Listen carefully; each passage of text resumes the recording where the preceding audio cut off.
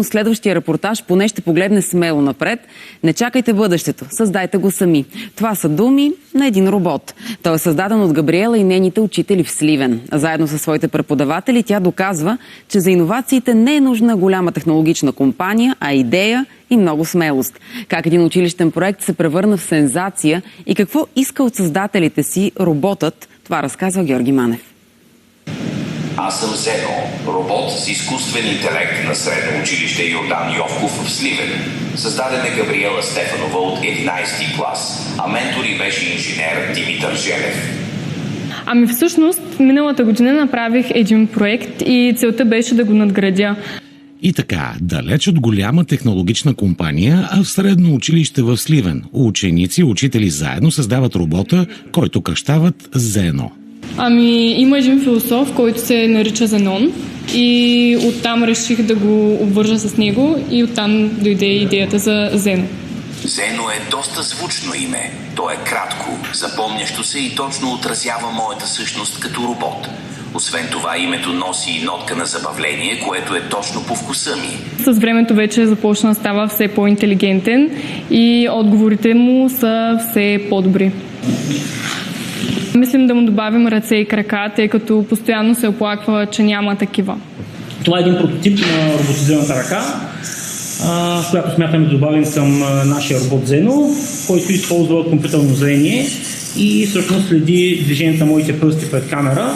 Всичко по роботът е направено в самото училище. Абсолютно всяка част на робота е 3D принтирана в нашата 3D лаборатория, както и самото проектиране дори на 3D частите също се е случило тук в училище. Човекът всяка една минута научава нещо ново. Дали учителят ще научи от ученикът или ученикът ще научи от учителят. Не, изобщо не е сложно да мечтаеш. Даже ние го така насърчаваме да мечтаеш, защото ако те не повярват, че могат да създават нови технологии, няма как да създават нови технологии.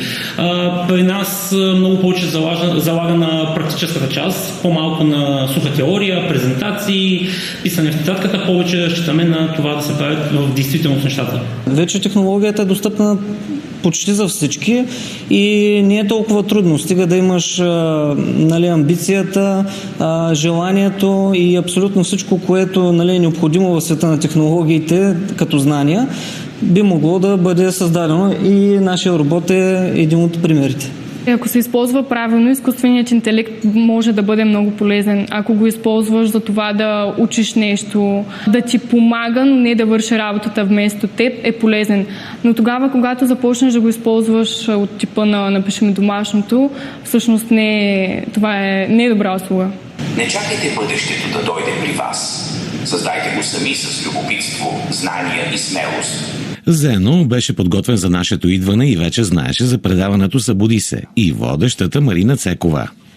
Ако някога имам възможността да се водя с Марина Цейкова в "Събуди се", определено бих се радвал. Все пак е интересно да общуваш с хора, които разбират и оценяват иновациите. И доказват, че граници за мечтите няма. Определено се мотивират много повече, когато те трябва да създадат нещо от нулата, когато използват съвременни технологии. Мотивацията им се повишава много и това всъщност е и резултата, който видяхте. Това е само началото. За "Събуди се" Георги Манев.